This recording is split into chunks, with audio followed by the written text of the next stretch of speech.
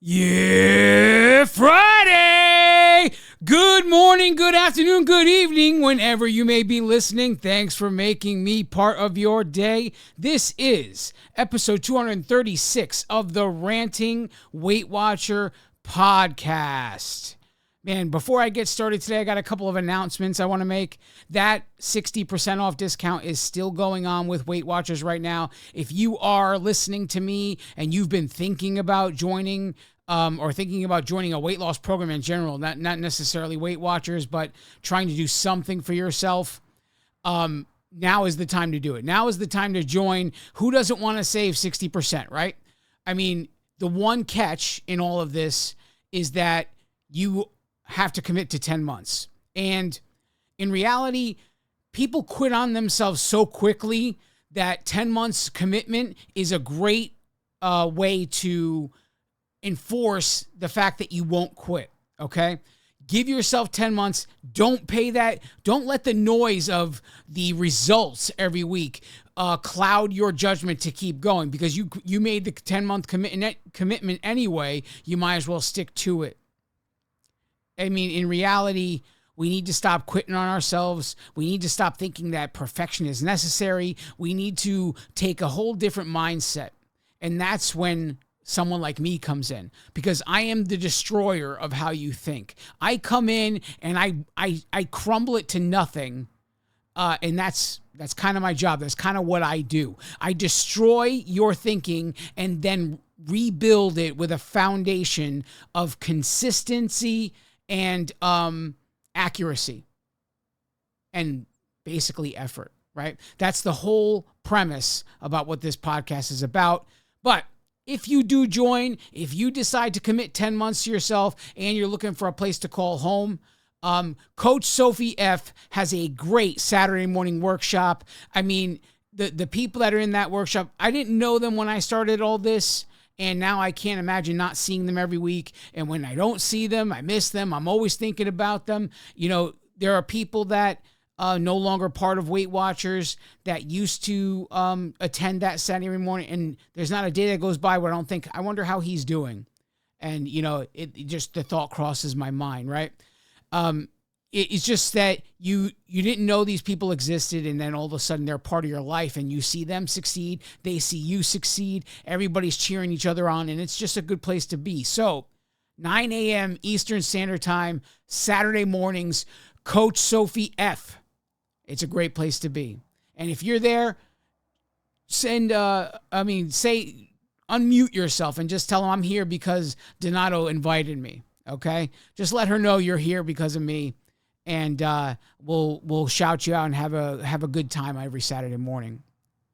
There's one more announcement I want to make, and then we'll get into the meat and potatoes of everything I want to talk about today. I don't know if, you know, the conspiratorial mind in me wants to say that I've been blacklisted. I do talk about things in an unfiltered manner, right? And so part of me is starting to wonder if I've been blacklisted and my posts are not going through by design rather than by some circumstance. I'm not really sure. Here's the one thing I know.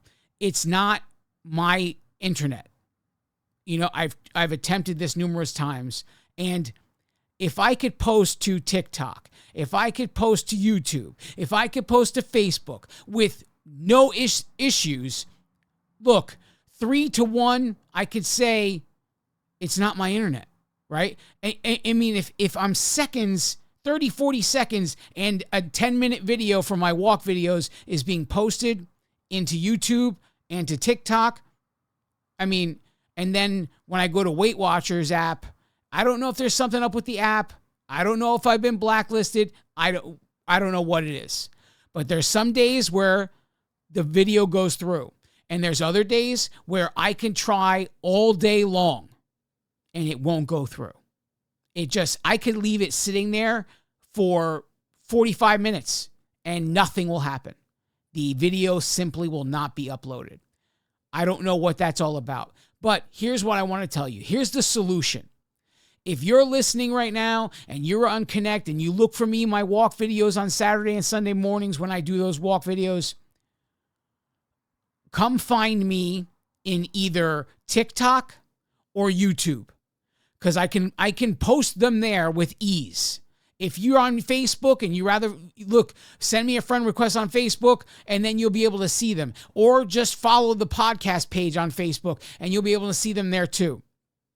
Either way, Facebook, YouTube, or TikTok, I'm posting the walk videos every Saturday, every Sunday. So if you don't see something show up by, say, 9:30 on a Saturday, 9:30, maybe like 10 or 11 on a Sunday. Well, you know what? Let's just call it 11 o'clock on both days. If you don't see anything show up by 11 a.m. Eastern time on a Saturday or Sunday morning, I didn't get my video through to Connect. Go to YouTube, go to TikTok, go to Facebook, and look for me there, because I can guarantee you it went through there. And I just wanted to give you guys another way to see those walk videos when it just doesn't work out. I don't know why it's not going through. I could post a picture without a problem. It's when I post a video that I have a problem. And I did a whole bunch of things to try and figure out, is it the length? Is it the size? Like, what is the issue, right? What is my limitations here? And I've actually spoke to people that work there, and they can't answer. They don't see any policy where a video can't be longer than X amount of minutes, or it can't be bigger than this many megabytes, or no one can tell me a definitive answer, right? So, I like to be the the conspiratorial mind in me is telling me that maybe I've been blacklisted, which, hey, it is what it is if that's the case. But I'm not saying that's really what it is, but I don't know what it is. So until then, my mind's allowed to travel wherever it wants to go, right? But anyway, enough of all that talking. Let's get into this! Journey updates. All right, I am up this week again. So on June 7th was my last weigh-in day. I am up 3.8 pounds. The total weight was 227.6 pounds. Pounds to get to the 200-pound goal is 32 pounds. There's a lot of ideas I have for why that's happened. I injured my ankle. I injured my calf a few weeks back. And it's been getting worse and worse and worse. I'm sure there's inflammation involved. I'm sure all of the ibuprofen I've been taking isn't helping. I know that causes water retention. I mean, in general, there's probably swelling. There's probably inflammation. I know that 2 weeks ago, it went up because of a nice 4-day weekend of movies and junk food and all that stuff. So I'm not taking away from that. But that all ended on Memorial Day, right? So everything went back to normal and nothing changed except the scale went up. And I have this injury. I take a bunch of things to try and fix it. And I still actually am feeling it now. I actually took last Saturday, Sunday, and Monday off from walking just to see what would be, would my leg feel better, right? So on weigh-in day, which was June 7th, June 8th, and June 9th, I didn't do any walking. And then on Tuesday, when I decided to go for my walk, I said to myself, all right, well, I'm feeling pretty good. And immediately the calf pain came back. So I'll try to get some calf stretching exercises going and stuff like that. And I'll give it a few more weeks. And if it's still sticking around and it's still causing a bunch of, I'm having trouble sleeping because I can't get comfortable. There's a bunch of things going on right now. So whatever the case may be, I'll have to probably make an appointment with an orthopedist. Who knows what happens? I'm just going to give it a few more weeks of trying to introduce my own, I don't really dig going to doctors. So that's what I'll do. Anyway, the work stats last week suck. From June 1st to June 7th, 67,000 steps in that week time. That's an average steps a day of 9,621 steps. Total miles walked that week are 29 miles. That's an average of 4 miles a day. So I'm hoping that this week helps a little bit. The pain hasn't been so bad, so I haven't taken anything for pain in a couple of days. I did take Tylenol, but no ibuprofen, which is the more important one. I haven't taken ibuprofen at this point since Saturday night. So we'll see how that works out. Anyway, so today I want to talk about embarrassment. Now, there's a lot of ways embarrassment affects us in our journey, right? And in the beginning, or maybe, it doesn't really matter what time period it is really, but one of the biggest ways embarrassment affects our journey is because of minor failures in between, right? We have a perfectionist mindset, and everything driven by perfection is basically an exposure of everything wrong, right? Because the one thing we don't seem to understand, we would stand up on podiums all over the world and we would say, I am not a perfect person. But for some reason, we get it in our head that when we join a weight loss program, perfection is required. I have gone the last 6 years, and I've told you guys before here, and I know I sound like a broken record. In 6 years of being on Weight Watchers and trying to become healthy, I have not had a single day be perfect. Not a single day. And a lot of that is by design. It's not, I just don't sweat the small stuff. It's just it's the kind of mentality I have, right? If you are driven to be, if you're giving 100% of your effort and you have 97% accuracy, the other 3% won't matter, right? And I've said that before on this podcast. But the embarrassment comes when we perceive failure, right? So we step on that scale and we perceive that we did a good job and the scale goes up. There might not be embarrassment if you felt like you did everything to the best of your ability, right? But now, let's say you didn't. Let's say there's instances that happened that you would like to go back in time and change, right? This is where embarrassment can play a role. So we go through this whole rigmarole of trying to explain away, right? And in the beginning, it works, right? But if it becomes a consistent part, you don't want to talk anymore, right? So the embarrassment starts to talk to you, and you hear this little voice, and this little voice says, just keep your mouth shut. You don't want to tell everybody you gained again. That's part of the reason this podcast is born, right? I was sitting in workshops and not feeling accountable in spite of being in a workshop.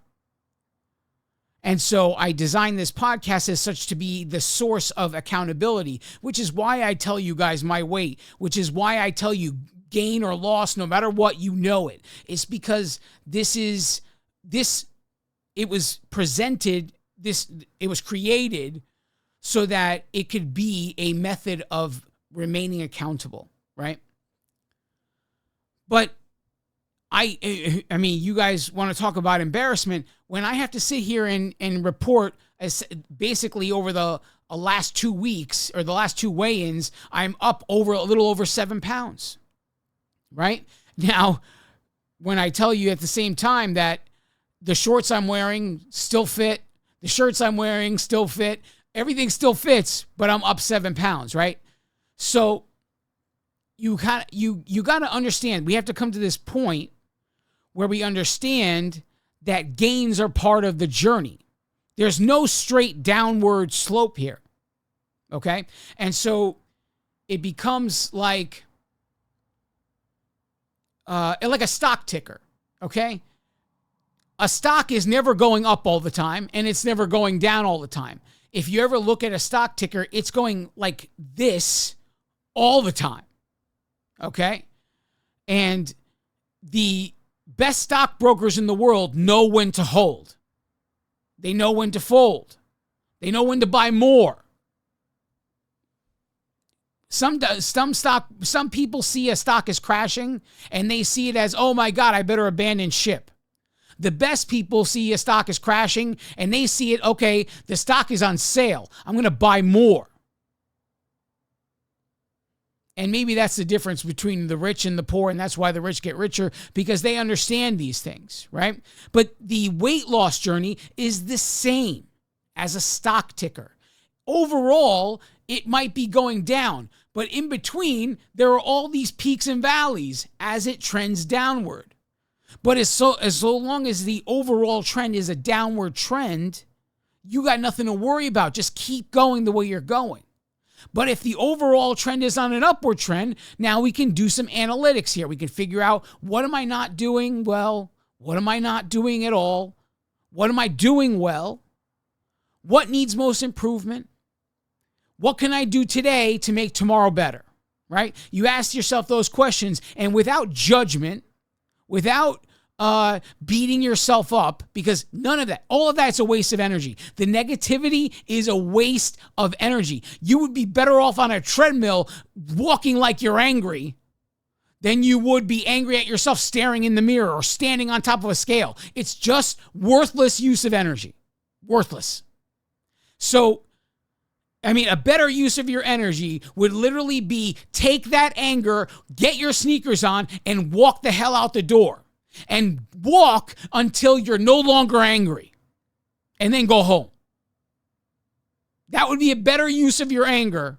And I can't even tell you how many times I've actually done that, not necessarily with anger, but with stress. When you have like a stressful job, the minute you have that stress, or you have that stress building up for 8 hours a day at work, just when you're done, you're done. And if you are blessed enough to be able to have a lunchtime long enough to get out there and walk, then go be angry in the parking lot until you're no longer angry during that lunch, right? Or go outside after work and be angry. And you know what? And with every time your foot hits the ground, stomp on it like it's whoever you're stressed about, whoever stressed you out, stomp on the ground like it's their face, and literally take your anger out on the walk. That's going to be a far better use of your anger. But I'm off topic, and let me get back on here. So we have these moments where when things start to not go in our way in a consistent manner, we start to feel embarrassed, right? We get quiet. We don't say anything in workshops, and I'm just showing up is enough to say I did something, right? Because that's how embarrassed you feel. That's how intimidated you feel. And really, it's just your own voices telling you, oh, no, you're not worthy enough to do this. You're not worthy enough to talk about that. You don't really know what you're talking about. Just keep your mouth shut. You don't even belong here. You should just quit. We allow those things in the beginning. We allow those things at any point in the journey, really. It's not just about the beginning. I say the beginning because that kind of stuff affected me in the beginning. Right? So it's not just about being in the beginning. It's about when the voices come, how we handle those voices, right? But embarrassment is driven by the thought process that you can be perfect. That it's required. Never mind that you can be, but that it's actually required. Because we all know it's impossible to be, right? We all know that. But we don't we don't think for 1 second that anywhere else in the world we would never claim to be perfect. But for some reason we tell ourselves, within regards to me losing weight, I must be perfect. And the scale must go down every week. And it's just not the same. It's not going to. And I told the story many times about how when I created a measurable way to gauge consistency, when I started to really get down and dirty into introducing exercise in my life, and inadvertently in the process create a scale model to create consistency in literally anything I try to do in the process.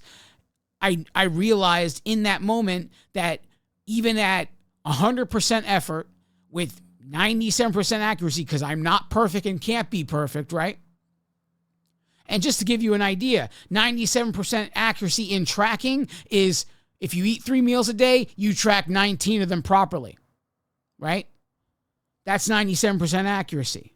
So that means 2 meals a week, you blew the tracking. You didn't do it right. Or you were half-assed in the tracking part of it.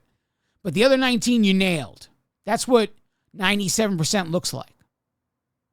The same thing with weighing and measuring. I apply this all the time, and I talk about this all the time. And when I accomplished doing this, I created these measurable ways to dictate, am I consistent? Am I doing this with 100% effort? Am I doing this with 97% accuracy? When I created this, I realized the scale still went up and down. There was still a stock ticker in the scale world. And what happened in that case was the power of the scale was broken, and with it went the embarrassment that was attached to having a gain. So, another way we can talk about embarrassment is when you have created a tremendous amount of success. You have lost tremendous amounts of weight, and the world looks up to you. Let's just paint the picture here. The world looks up to you. You're riding high on life. You have essentially created a whole new world for yourself. And then you start to relax. Start to have a good time. You have a new life. You never lived like this before. You never had these opportunities. Because being an obese person, then all of a sudden finding yourself at your goal weight or whatever the case may be, doesn't even necessarily have to be a goal weight, but it just has to be a life completely different from where you started, right?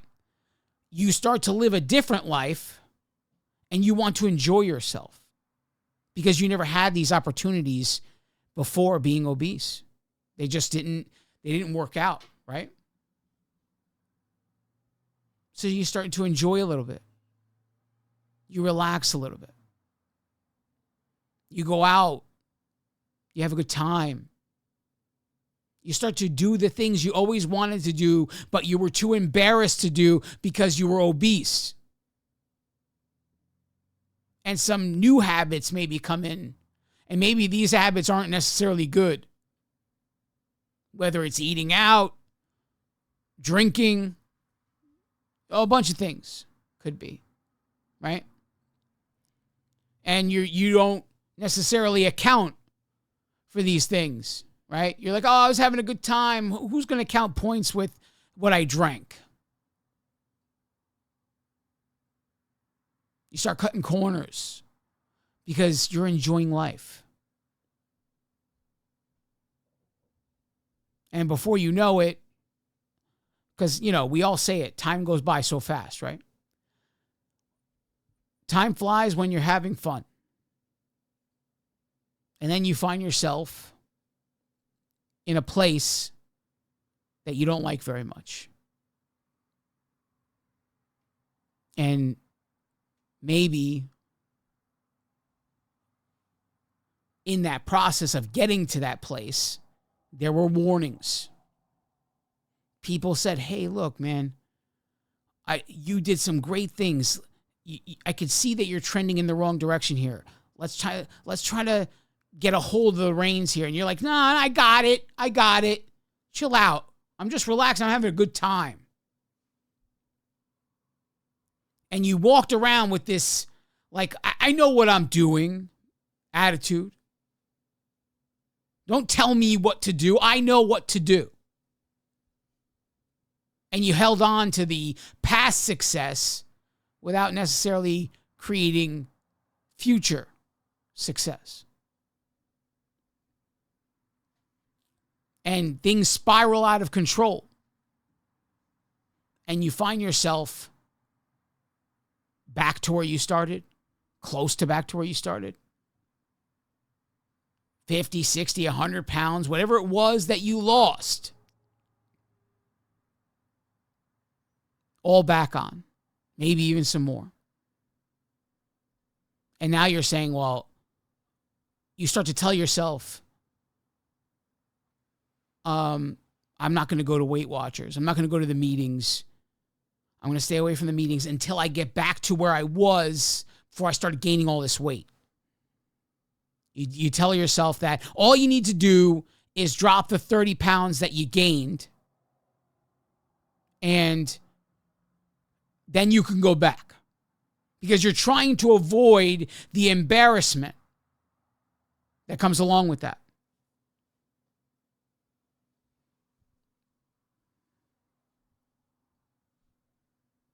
And that time you're avoiding it, it just gets worse and worse and worse.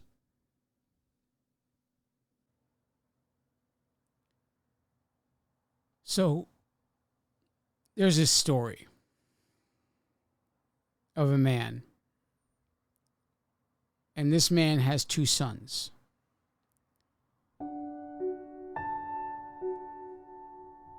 And the youngest son, he thinks he knows it all. He has that attitude where he's invincible. And he approaches his father and he's like, Dad, I want to get out of here. I know I'm entitled to a third of everything you've created here. I know that when you die and you move on, I'm entitled to it. But I don't want to wait. I don't want to wait, so I'll just take it now. I want to take it now. I don't want to be here anymore. I want to live life however I want to live it. And the father is very concerned. He doesn't like this. He doesn't like this idea. But he gives his son what he wishes. And he gives him his portion of the estate. Now, the son doesn't just move away. He moves far enough away that there would be no one there who could possibly know him. So that they can go back to his dad and say, hey, your son's out there doing this and that. And he was even far enough away that mom and dad wouldn't be traveling to come to see them anytime soon. He basically eliminated the authority figure of his life because he thought he knew better about how to live life. So he goes out and he has a lavish lifestyle. He's partying it up. He's doing whatever he wants. Drinks on me, food on me. He's having parties. He's having people. And you know, when you have money and you're enjoying life, there's never a time where people aren't around. Because people want to enjoy that with you, right? So this lavish lifestyle he was living, these enormously extravagant parties he was throwing, they were just a regular part of his life. He did all this even though he got the warning from his dad, like, listen, make sure you save some of this money. Don't go out spending it everywhere. Watch who you hang out with. You're going to do some things you're not comfortable with. And he didn't even pay his dad any mind. He went crazy with this lifestyle.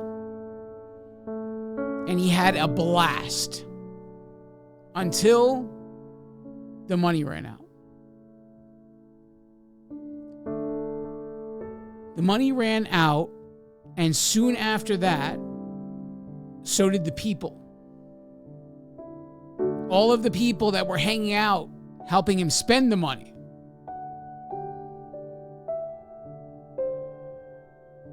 Suddenly, his father's words come to life. He's got nothing. And everything his father told him he shouldn't do, he did.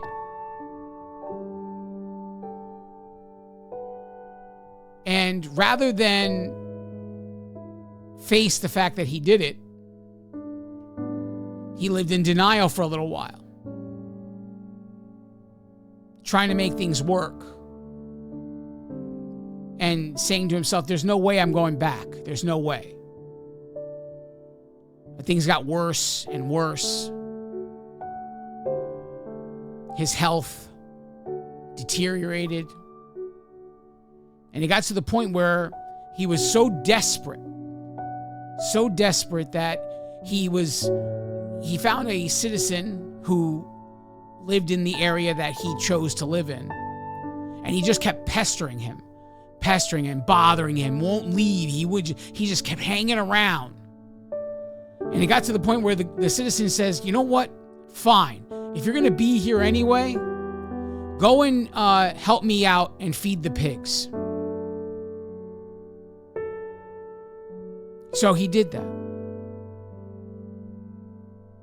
And he went from living this lavish life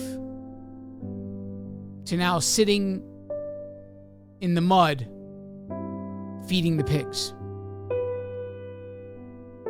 And all of the time he kept telling himself, I'm not going to go back. I'm not going to go back. Still in his mind, he was going to fix it himself. There was a lot of pride there. He would fix it himself. He would never go back and face the father who told him all this would happen.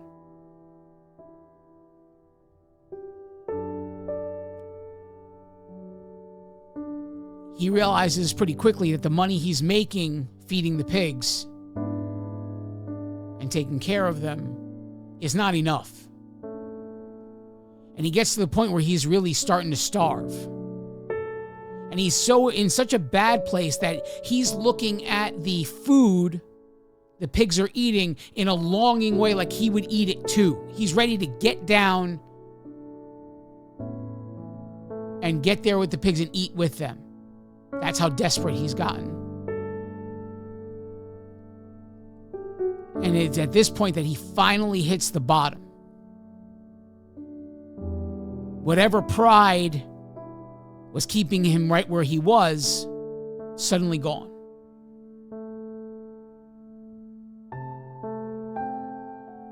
And he starts to talk to himself.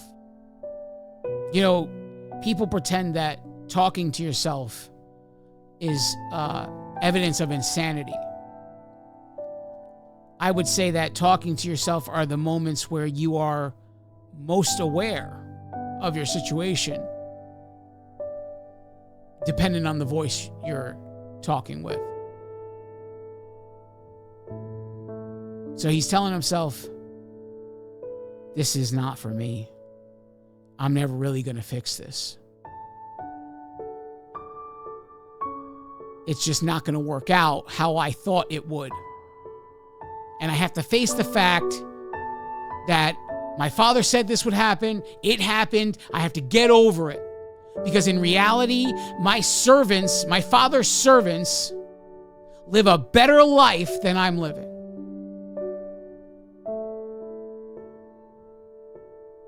So it's at this point that he decides he's going home.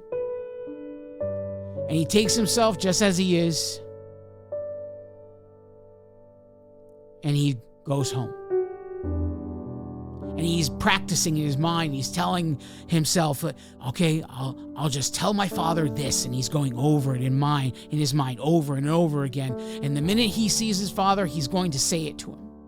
And he's practicing it and practicing it.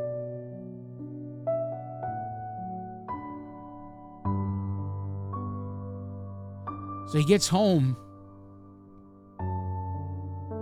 and the father can see him in the distance before he gets close enough. He could see that it's his son. So he runs out to him, and he gets close enough, and his son starts to say, "Dad, I did wrong. I was wrong. You were right.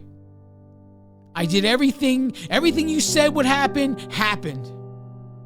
Before he could even get all of that out, he says, "Please, just let me be a servant. Let me work here as a servant. That's all I want." And before he could even get the whole story out, his father hugs him.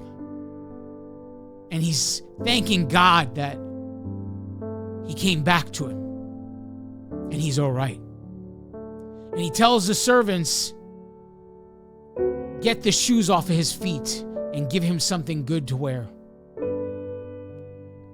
Get the finest robe and put it on him. Get his ring and put it on his finger. He's a son, and he shall hold that status. He tells another servant to kill the fattened calf because they're having a party.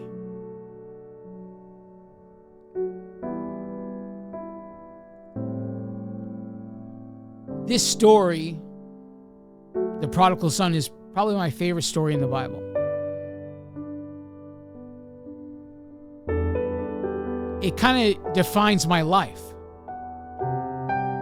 Because I did it all, right? In 2004, I had surgery. And in 1 year, I found myself with the opportunity to live a life I had not lived in the last 26 years of my life. I had never seen a moment like this of possibility. And I started to live a life enjoying myself and appeasing and saying, hey, it's okay, it's okay. Look how much success I created. And enjoying and having a good time and going out and being partying and everything else. And even receiving the warning of a very few people saying, Don, you created some great success here, but the way you're living right now, you're not going to keep it. I went on enjoying myself. And with the pride that had built up in me because of the success I created, I dismissed what these people said to me. Now, listen, I'm the one that's in this. I'm the one that did it. You can't tell me. I know what I'm doing. That was my pride talking. I actually believed the lie that it wasn't the surgery that created the success, it was me. My result was manufactured, but I acted as if I earned it.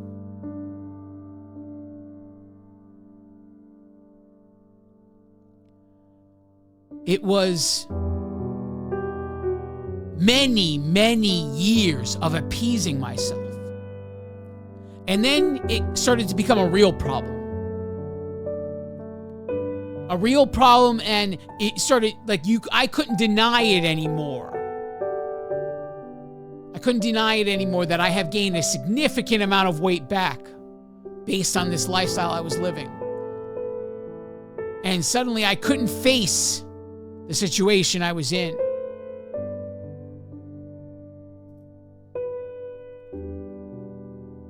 I kept saying, well, you know what? I can do this. All I need to do is lose this much weight and I'll get right back to where I was. And then it got worse. All I need to do is lose that much weight and I can get back to where I was. And then it got more and more and more and more. It got more and more and more out of control. And I kept thinking I had it under control. I kept thinking I could fix it. I kept thinking this was all within my power.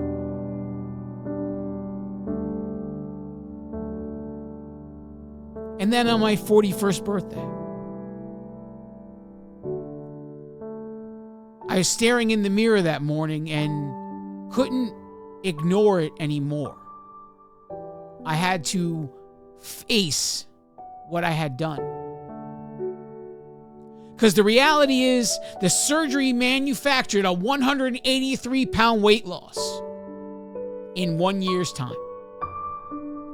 183 pounds.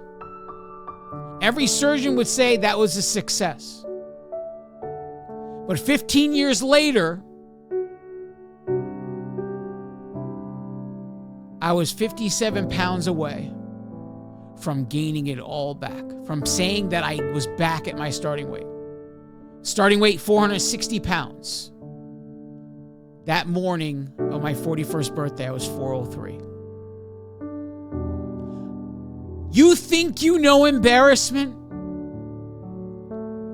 I'm talking to all of the people that were too embarrassed to go back. You think you know embarrassment?